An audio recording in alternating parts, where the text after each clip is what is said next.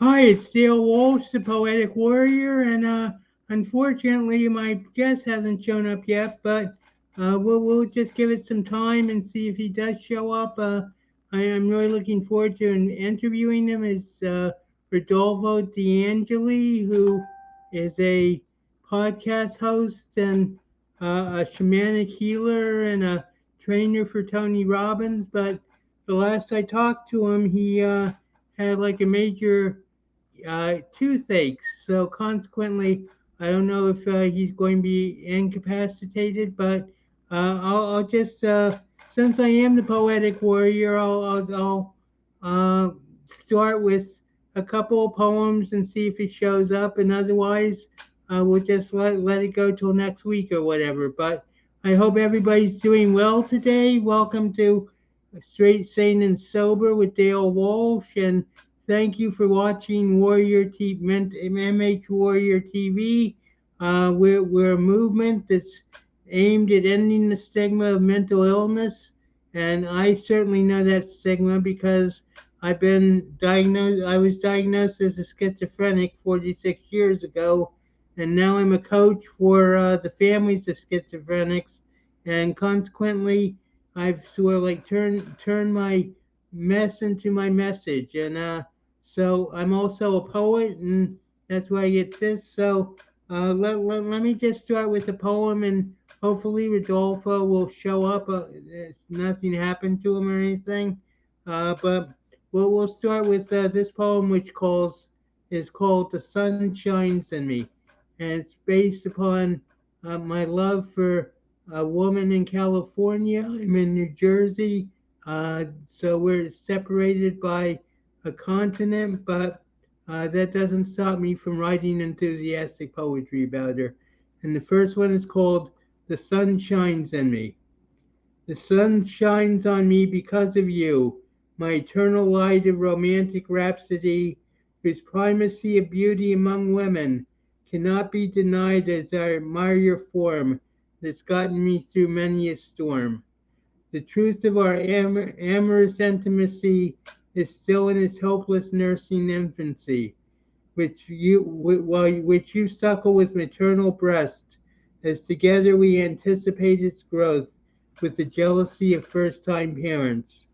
Our meeting is one of undeniable fate, brought about by the guidance of Christ, who has watched us both since birth, with eyes of eternal love and concern, which by our pure faith we did earn. Although his devotion is given without condition, our amour is the result of his cognition that the world has need of a perfect couple by which to make its hard reality ideal as we love scoping only one another. And this brings up not only my romantic tendencies uh, for poetry, but also brings up my faith in Jesus Christ as my Savior. And um, let me see, I am getting a message. Um, but basically, I've dedicated the year since my graduation from Fairleigh Dickinson University to writing poetry. Before I graduated, I had I, before my graduation, I had written 6 novels, including three future fantasy novels. I call them future fantasies because they're.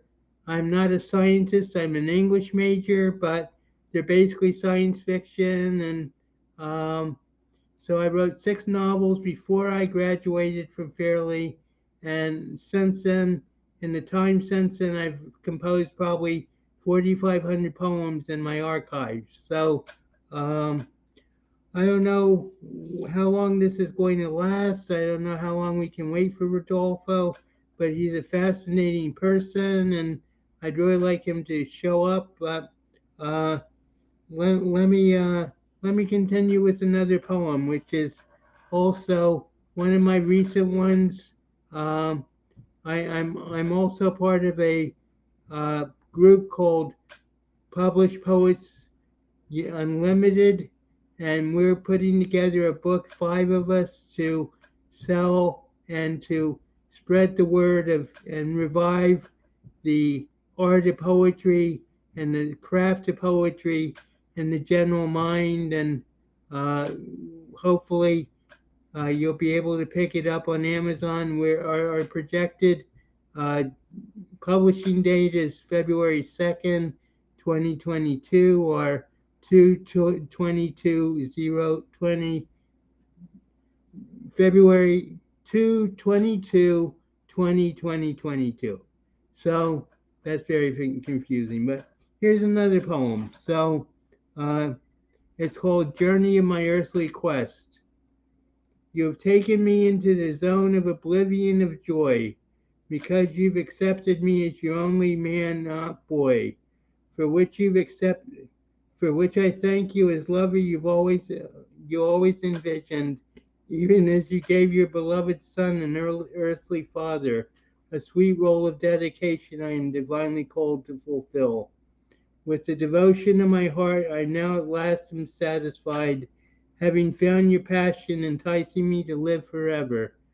And the happiness I now feel reflected from within is neither delusion nor just an ephemeral passing fad, for to your child I intend to become conscientious dad. And I am supernaturally blessed to have found your beauty, for you are undeniably a realized woman, not a mere cutie, ready for a brief romantic fling with a guy hoping to create a partner who will be faithful in love with his whole being, whose amour will lead him to drive confidently to eternity. In fact, a brief nanosecond in the mind of unique universal God, who with foresight and wisdom arranged our sacred meeting. One day in May, 2 weeks before I reached the age of retirement, though you have ignited within me the deep urge to provide for you too a life of abundance for you long before I have died. So um,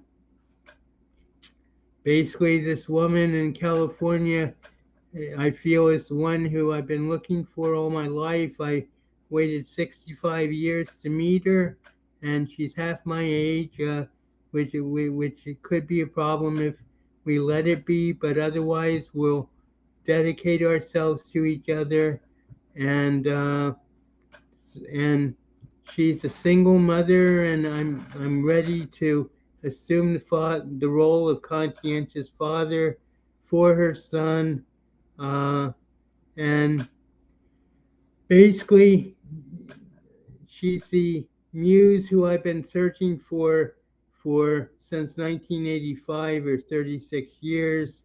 But actually, she's a muse I've been looking for my whole life. So hopefully, we can work out. And in this time of COVID and the pandemic, I've never met her, but I plan to travel to visit her very soon, and consequently, um, that's where that stands. My philosophy of poetry is based upon the revelation of form and content uh, combined to create a unique vision. And let me see, it's been 10 minutes, so I don't think Rodolfo is going to show up. So I'll leave you with one last poem, and then hopefully I'll see you next week. I'm sorry if you're disappointed not to have a guest, but just hang in there, and remember that you can always watch the Mental Health Warriors on MH Warrior TV, and join our YouTube station, and also follow us on Facebook at the Mental Health Warrior uh, group site. So, and I'm hoping everything goes well for all of you. And I'll just leave you with this idea. Um, it's called Magic of My Morning Star. Let me the magic of phones, of cell phones. So, um, okay, well, it's 10 minutes, so I think we waited long enough, and I won't bore you with any more poetry. Except, oh, oh, here's Simon McDougall. Uh, I guess we're going to have a guest after all. Hi, Simon. Hello there, Dale. Hang on, just going to change my glasses. That's better. You won't get any dark colour on my glasses. Sorry, but suddenly got asked about 5 minutes ago whether I would join you. So Well, here thank you I am. very much, Simon. You're the workplace warrior, so I don't really know you. So why don't you give us some background about yourself? Yeah, sure. I live in sunny Bognor Regis, which is down on the south coast in the UK. I'm between Portsmouth and Brighton. So, yeah, no, I'm there as the workplace warrior, and I met Adam Deville through my business, which is called Mancave Movement, and that's very much got an emphasis on men's mental health, although we are including women. I mean, background to me, I suppose from my early teens that I knew I was different, but I didn't know why. A, I was ambitious, but B, I started suffering with depression and anxiety through my teens, and I've lived with it for well over 30 years now. I've been very successful in my working life, and I set up Mancave Movement during lockdown. And, with the idea that, I've been successful throughout my life, and, I wanted to pass it back on to the next generation, the one after that, we've got to break this stigma around mental health.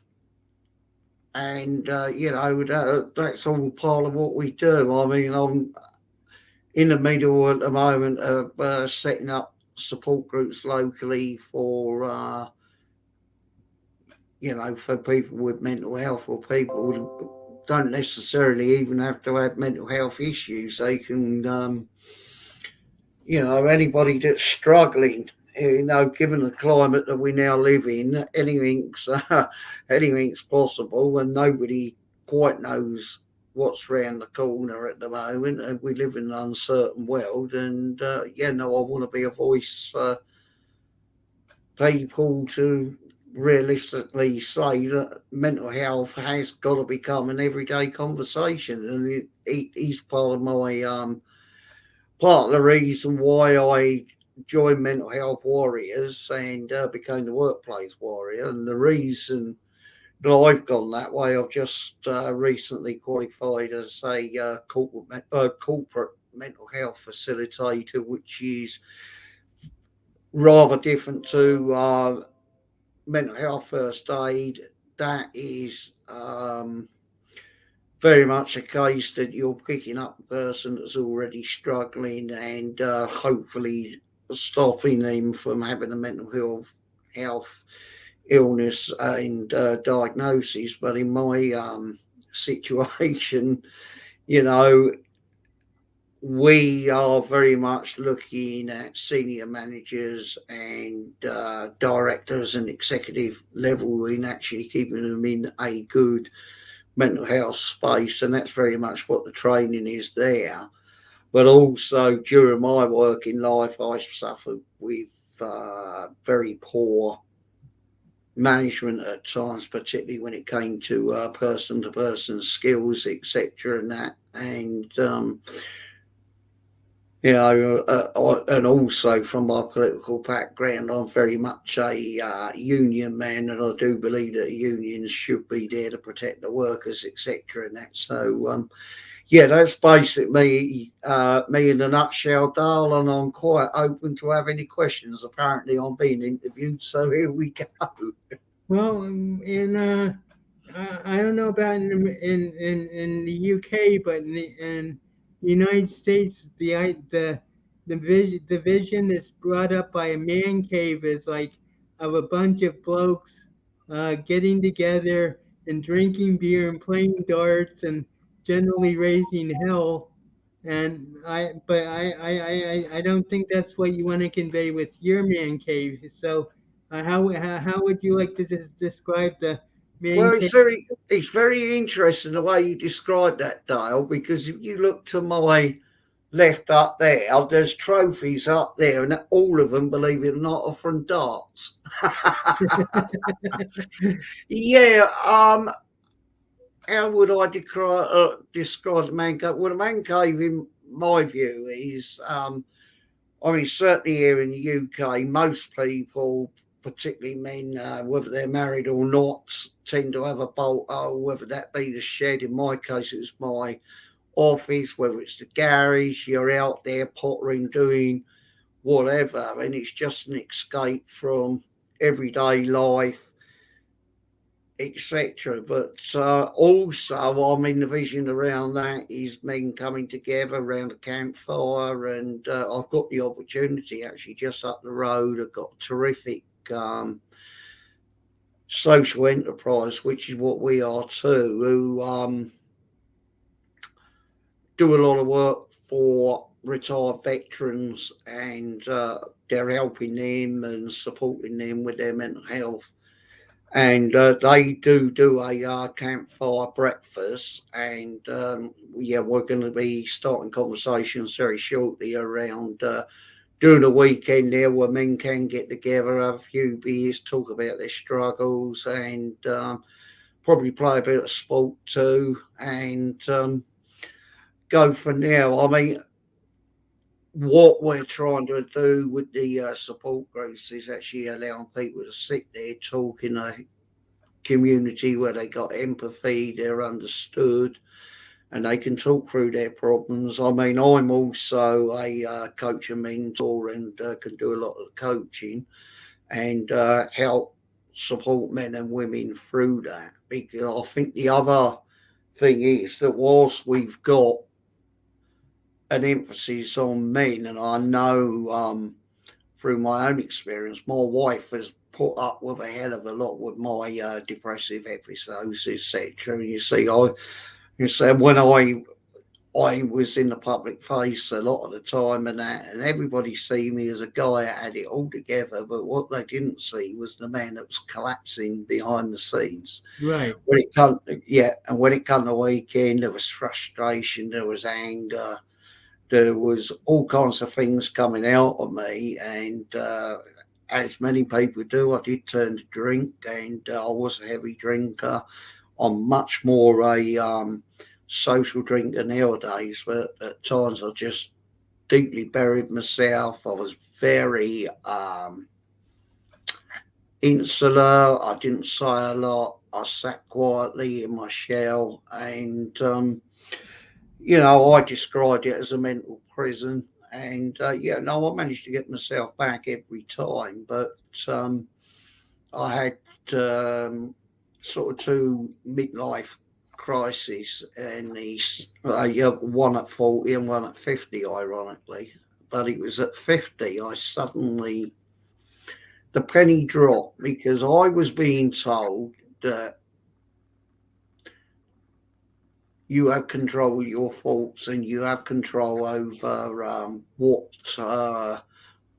response that you took to every situation and that. Now, it didn't drop until I was 50, and that may be maturity, I don't know. But once I got that in my head, and I realised that I did have them choices, and I realised that I could choose how to react, and also how to listen to myself when I had all the back and forth inside my head, etc. And that, once I got round that, and I realised I could do that, then things really changed for me. And you know, no, well, if I've learned that, then I can teach people to do that, help them, support them to do that.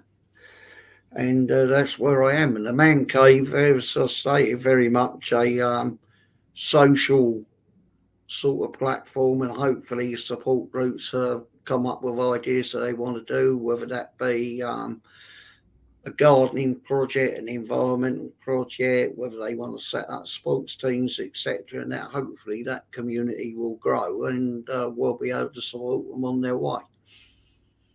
So, you say you work with veterans?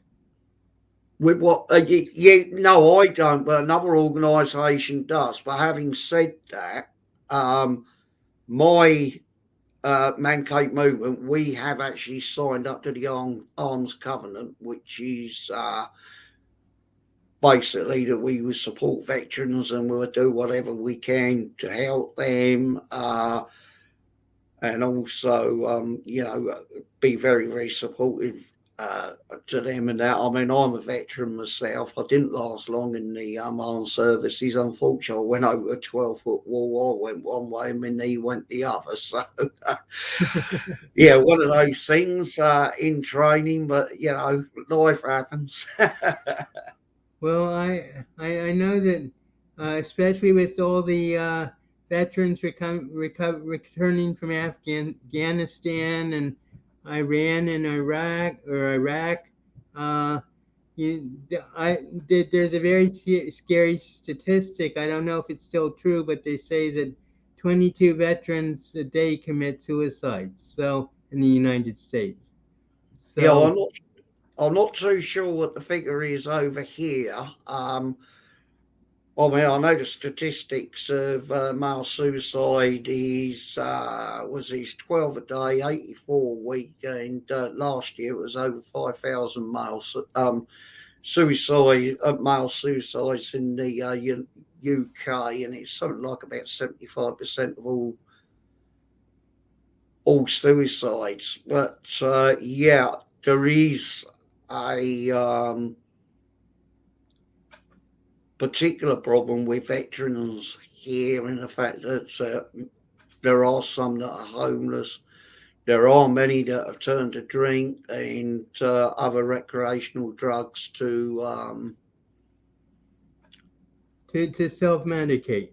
to self-medicate, numb the pain, and no, there are all kinds of challenges out there. I'm a member of the locally here on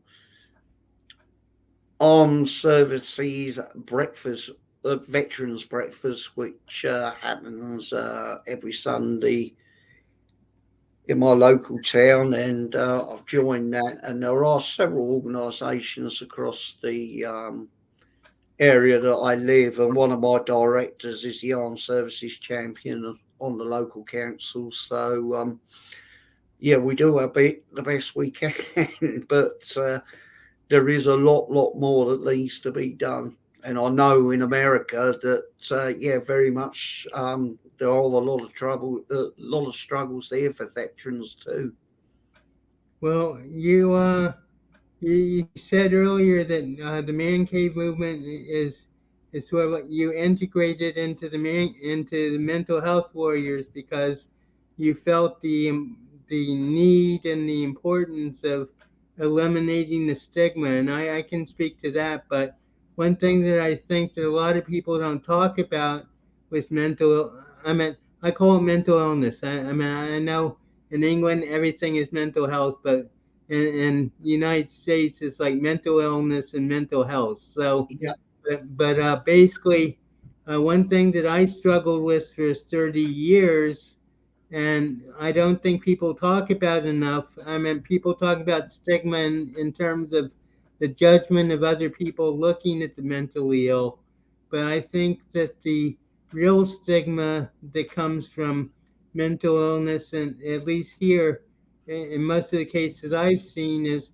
the stigma that a person puts on himself, on him or herself, because of the illness, and because of the just the guilt and the feeling that, why did this happen to me? There must be something wrong with me, and that stigma is like overpowering sometimes. When I was in my first hospital after my first major psychotic break, my doctor told me my brain was broken, and that thought was like haunted me for almost 30 years, because until I started doing research, and the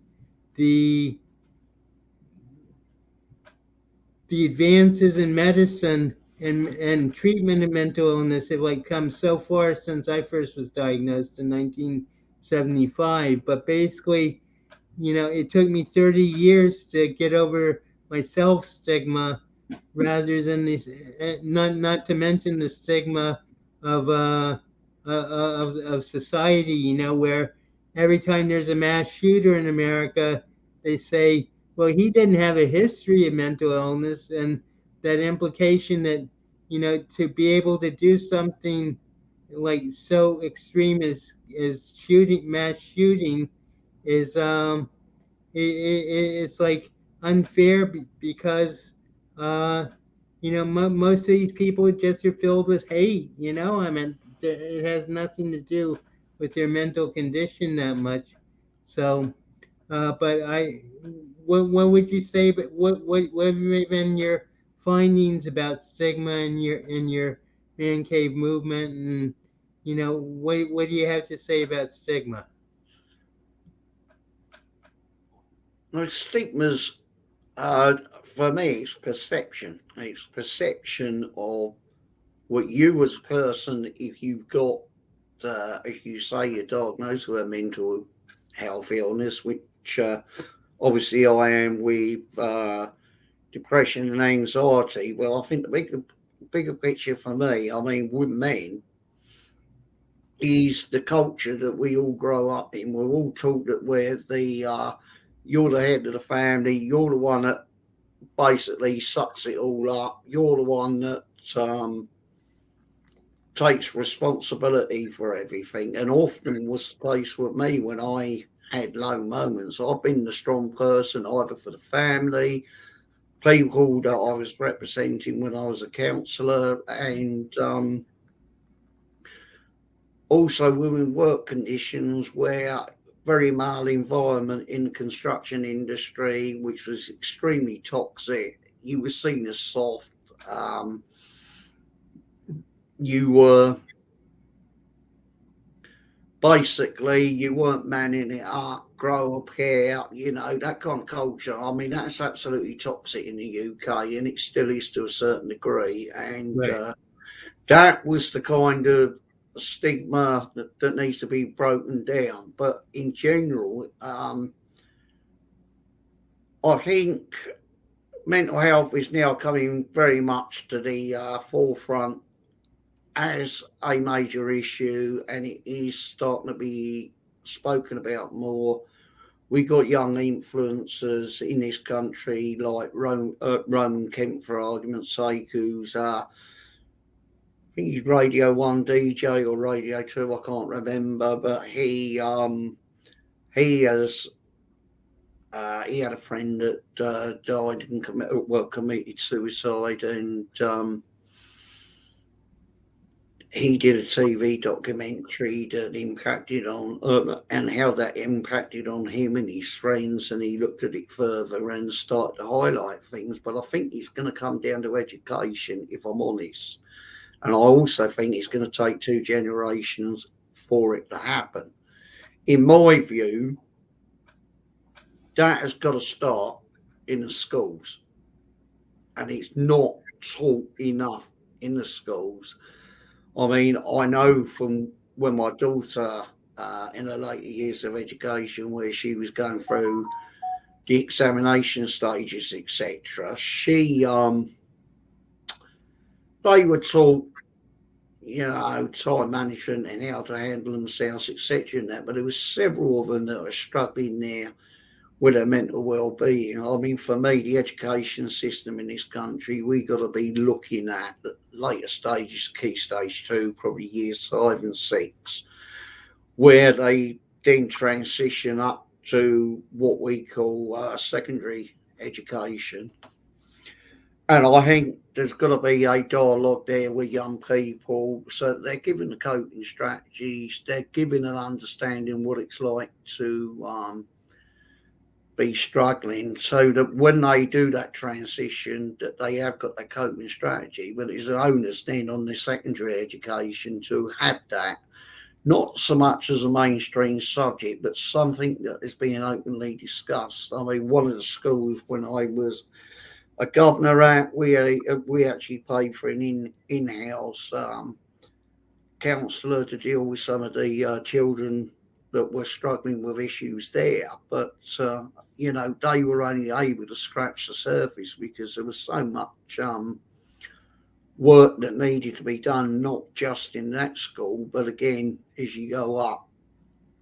To me, it's going to take a while. I think the next generation, they've got it really hard because we got a situation now. We got a national debt in this country that's over 100% of GDP at the present time, and Right. that money's got to be paid back one way or another. And they're going to be the people who are going to have to drive the economy. They're going to have to be the innovators that that make and shake how society goes in the future. And I think it's very much down to Generation Z to pick up the gauntlet and run with it. I mean, the other obvious issue that they'll be dealing with will be climate change, and that's going to be more and more of a case, I think, over the next few years. But there's got to be the will there across the world to do that. So, I think I wouldn't have said it a few years ago, but I think I'm probably glad I'm as old as what I am, because I don't really envy what they're going to be taking on, and that's going to be the same across where you are across the pond. It's going to be very much the onus on them. They're like the chosen generation after the Second World War, where we had the baby boomers and everything else. The onus was on them, and they drove the economy. Now it's, as I say, it's going to be Generation Z, I'm afraid. I'm actually like I know that there's a lot of like doubt, and people say that the millennial generation feels entitled and stuff like that. But I've also been very encouraged by their their their sense of tolerance and understanding. I mean, not only and about mental illness, but also about like you know uh, in the environment, just their general tolerance for people who are different. I mean, I think that the social media. I mean, people always say social media is like resulting in like bullying and and shaming and everything. But on the other hand, it also is like giving people an opportunity to reach out and like really understand other people in Mm, to a degree that is unprecedented. So I'm pretty positive. I mean, if the world survives, I mean that's a big if at this point. But if the world survives, I'm very like optimistic about what the next generations are going to be able to do to turn the situation around. And they're constantly demonized, and they say that they're lazy and they don't have the values of their parents. But sometimes maybe that's a good thing. Maybe not having the values of your parents, because your parents like just taught you what they knew. But with the age of media and the age of information, there's so much that people know today that they didn't know back when we were being raised. So, yeah, you know, yeah, no, I couldn't agree more. I mean, we're very much the same. over here, I mean, say the millennials and the Generation Z, I mean, they are really, really very tolerant, but also at the same time, if they see a sense of injustice, they're onto it straight away, and they're becoming very vocal activists, and they just they see things in a totally different light to what we did when we were young, and society, I think, has become very much more tolerant as they've come up to individual groups. I mean, the great thing is, things like Black Lives Matters that was big over there in the States came over here, and people take the knee, and I think he's moving in the right direction. I mean, LGBTQ and that everything is far more tolerated with this generation because it's been more open, and that can only, for me, be a plus side moving forward, because you know they are the future, and so they're tolerant of that. They are very, very clued up on mental illness and lack of mental well-being. A lot of them know now to start to reach out, start to talk to people, and find their own way forward, their own mental struggles. But I think the biggest problem we got is, I mean, very much over here where we've had the lockdowns and that, they've lost out on my daughter. Would be one of them at university. She's in her third year there and due to finish her degree in June of this year. But the bottom line is, the first year, the society's got up and running and the social life got up and running. Then COVID hit. Then it hit very badly in second year with all the education being online, and everybody was struggling with mental health in a way because they weren't able to socially interact. They were having to build relationships in a different way via social media and different apps where they could talk to one another. And there's been a massive, massive impact on them in their what I would call character building for the future, because they've had to learn to adapt in different ways. Right.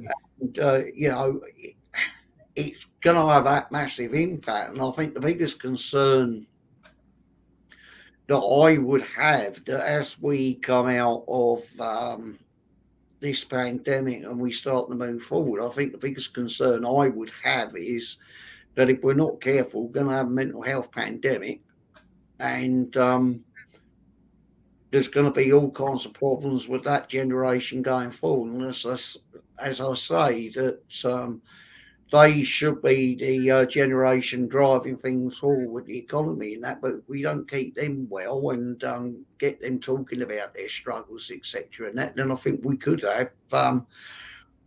potentially have a big problem. Right. Well, the thing is that the famous baby boomers.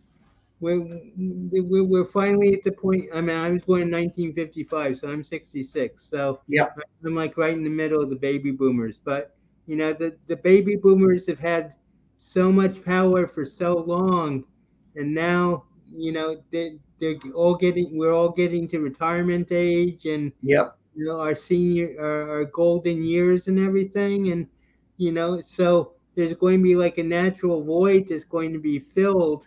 The less the more power the baby boomers lose, then that void is going to be filled by the millennials, and I just feel that I don't watch the news, Simon. I just, the only news I get is the flashes on my computer. But basically, I think that things, that the polarization that is portrayed in the media is like so much greater than the actual polarization that there is. I mean, notwithstanding the January 6th attack on the Capitol and everything, but the polarization, it it sells news and it keeps people. But I guess what I'm getting to is that the pandemic has been a blessing for mental health or mental illness because it's made almost everybody realize their own weaknesses and their own like lack of mental health. Yeah, And one thing that I love to quote is, if you change I to we, then mental illness becomes mental wellness. absolutely. Yeah, no, I couldn't agree more, though. I mean, the other thing that um, has personally helped me is I have a daily routine where I do meditation and journaling, and I try to walk and exercise as much as I can, and that um, keeps me in good well-being. And obviously, nutrition plays a part in that, and it plays a big part in my life because I'm a diabetic too. So, I think, yeah, well, I mean, we're going on now. I think younger people will start and actually take on some of these rituals or methods for themselves, and will work out that that is a good place to be with your mental health. I mean, I do all kinds of things within training that we do, whether it be with meditation, breathing exercises, a thing that we call constructive calls, and there's various other things within the training. And we also use an app that sharpens the cognitive thinking and that kind of behavior too. And if you can train your brain in the right way, and as I say, you're able to. I mean, when I was 20, I used to, my temper would go and I'd explode, and God knows what would come out. But now in my 50s, yeah, I've mellowed. But at the same time, I've realised rather than going charging in, far better that I take a step back, observe what's going on, and then start thinking and reacting to it. Whereas before, I just didn't do that. Well, one thing I emphasize in my coaching is getting out of reaction and get into response. Yep, And I meant especially I coach this for schizophrenics, and schizophrenics can say very like triggering things to their loved ones.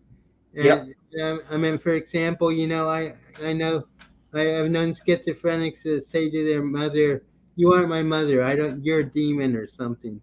And that form of reaction, the natural reaction is, "How can you say that? You hurt me so much." In anger and frustration and everything. Whereas if you can like take just like a tenth of a second and like look beyond the trigger and just say, well, this is his illness talking. This isn't the son I love. And instead say, why do you say that? You hurt me when you say that. And don't even say, are you trying to hurt me? But just have a response and build a dialogue because for mental illness, I think that's the thing that's really missing in a lot of, especially, I mean, not only in therapeutic situations, but also in general situations, is nobody wants to listen to anybody else anymore. And the role of empathetic listening is crucial in dealing with mental health issues, as well as just like general conversations and general. And but the pandemic, as I said, has like really emphasized the fact that nobody is perfectly healthy mentally. oh, And absolutely. I think it's given the it's given uh, the impetus to like understanding and compassion to a much greater degree than was before the pandemic. Yeah, I've just noticed a question come up there. Well, a comment just come up there from a Facebook user. Myself, calmer, more peaceful, never been a violent type. Run or walk away. I'd get a feeling, then extricate myself from this situation. Yeah, no, I couldn't agree more on that. Right. Well, that's what I'm talking about. Reaction, and instead of like engaging in reaction and starting an argument or starting bad feelings, sometimes you just got to say, okay, well, that's what you think. I'm sorry you think that, but I'm going to walk away. I'm not going to engage in a argument with you about this. Yeah, absolutely. Yeah, no, I've been there and done that a few times, I have to say. Yeah.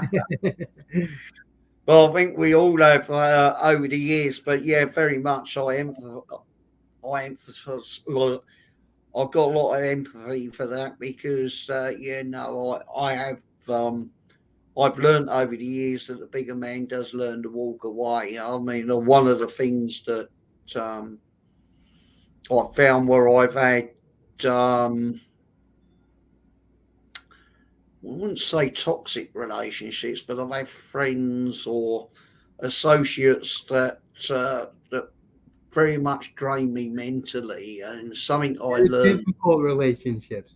Yeah, absolutely. And something I learned was to either distance myself from a relationship or just move away from it. And by doing that, I have to say I'm not anywhere near as emotionally drained as I was through them relationships. People became very, some of that can be infectious if you're not careful. And, I mean, there's an old saying, I think it was Jim Rohn that said that you're the total of five people that you closely surround yourself with. And very much, I mean, with here, for argument's sake, which is why I joined Mental Health Warriors, is that I see people that are kindred spirits. I see a group that wants to do good, and we can all help one another and hopefully help a wider audience by doing it. But I'm not sure who originally said this, but I think it might have been Tony Robbins, but I'm not sure. But basically, the idea is that you're the average of the five people you spend the most time with. And therefore, the healthier you are, the more success, not necessarily monetarily successful, but the more happy and successful are the people you hang around with. And that's a lesson that took me a long time to learn, because for a long time I was only exposed to people with mental illness, and it would like reinforce my mental illness, and I would end up in the hospital or whatever. But just that idea that you're the average of the five people you spend the most time with is I think it's a very important idea to keep in mind, because if you're depressed and anxious, then try to find people who are more positive. Yep. Yeah, very much so. I mean, I tend to make sure I'm surrounded by positive people all the time now. I'm just noting some of the comments there from Robert Brooker, and I very much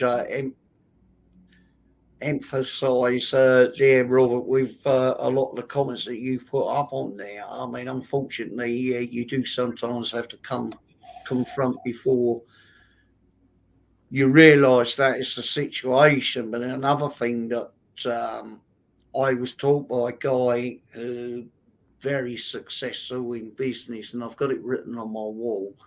What other people think of me is not my business. And the other thing that once I let go of worrying about what people thought about me and what they did and what they didn't do, I changed completely as a person. I found freedom. I found freedom in my mind. I found freedom in my life. I just the only people that I worry about who think about me now is my family, and that's always a good thing because they're looking out for me. Right. Well, that's the only person's thoughts you can control are your own. Yeah, absolutely. I can't really see the comments. So, anything interesting going on in the comments?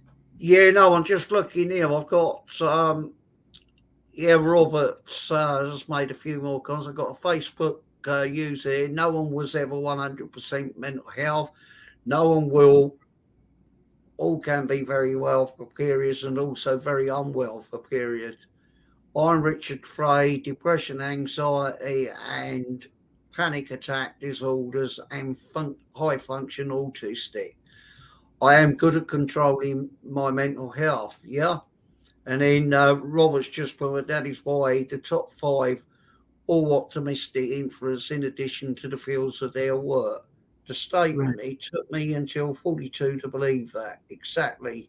It's not our business what they think. And I tend to take things literally, so I become unflappable. Yeah, well, I think that's very good advice too, Robert, because, yeah, I think if you do take things literally and you start to observe what's actually going on and start to take the circumstances involved, yeah, very quickly you can start to go. And certainly at my age, with years of experience, that you can start to gauge a situation very, very quickly, take on board what's going on, and whether you got the solution there right there or not, you become unflappable because.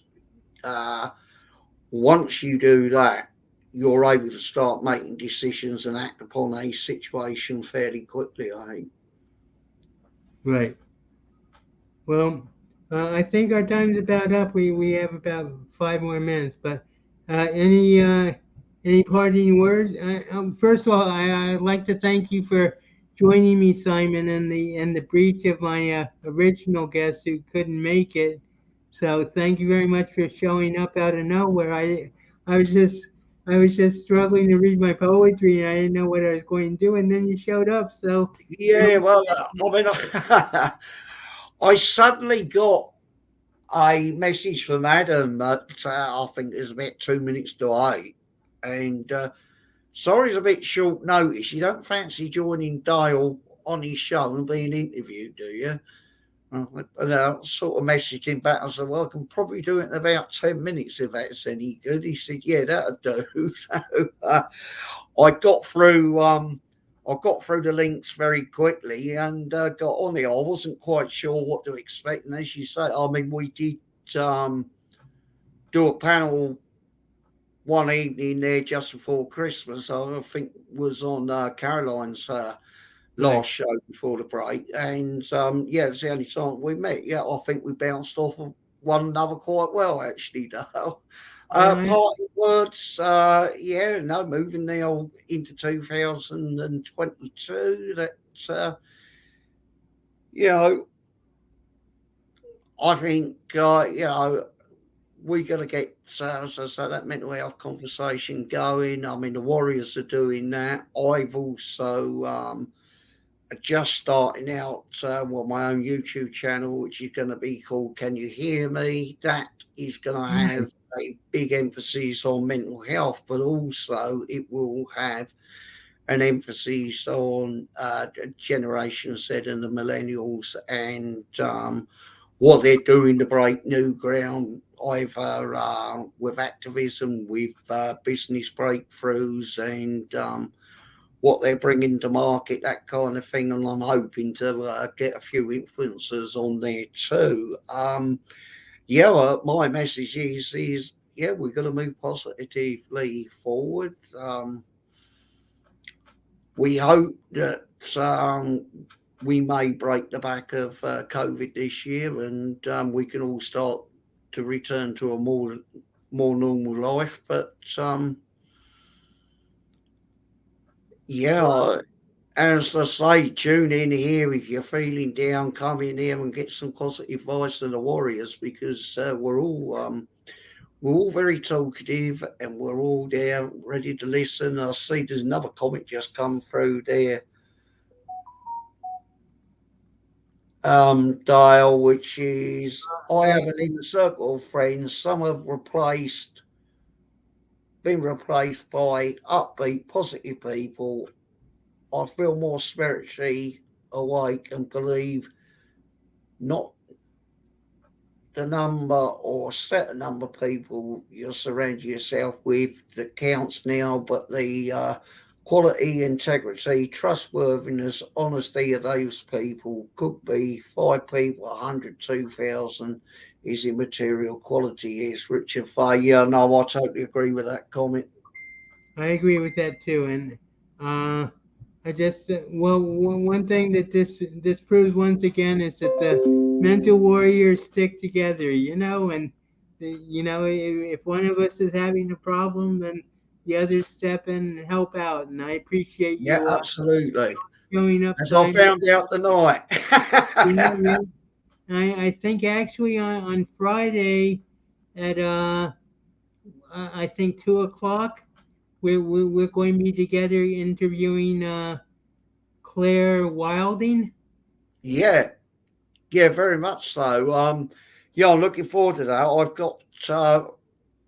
I'm hoping it's going to go in. I've got a meeting with Claire tomorrow afternoon, I think at 2 p.m. I did notice on her Facebook this evening, I think it was a daughter or somebody has gone down with COVID. So Oh, hopefully that won't affect any arrangements. So yeah, I look forward to speaking with Claire on Friday because I think she's a lot of what she's doing in her coaching world certainly aligns with what I'm doing in a coaching system that I'm just about to take to market in the next few weeks. So it'll be a very interesting conversation. And quite funnily, she only lives an hour up the road in Brighton, and my daughter's up at Brighton at the moment at Brighton University, and coincidentally to that, it turns out that Claire's brother was studying down here in Bognor Regis at the university base here, which is part of Chichester University. So, I'm excited to meet her and right. be exciting to interview her because I think she's got a very good story to tell.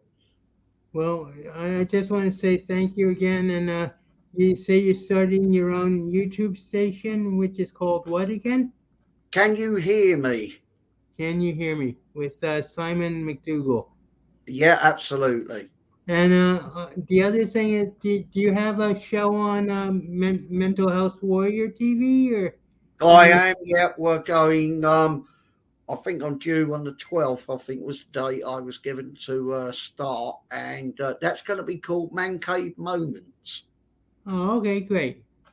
Yeah, Well, so keeping the man cave theme, but it's going to be man cave moments, and obviously, as the workplace warrior, then we'll be talking around quite a bit around mental health in the workplace because again, there's a lot of work that needs to be done there, and there's a lot of conversations that need to be had with probably managers and leaders of my age that just quite frankly have still got a very toxic environment. Whereas, again, there's a lot of lessons to be learned here in the UK on that, and I want to be a leader in that field. right. Okay, well, congratulations on your podcast, and thank you for your YouTube station, and thank you for joining me today at such short notice. And just have a great day, and I guess I'll see you on Friday if Claire works out. And otherwise, I'm sure we'll run into each other again, but we're almost exactly at an hour, so let me Yep, close this down. And thank you once again, Simon, for joining me. you're welcome, Dale. No problem. So let me see if I can get this correct.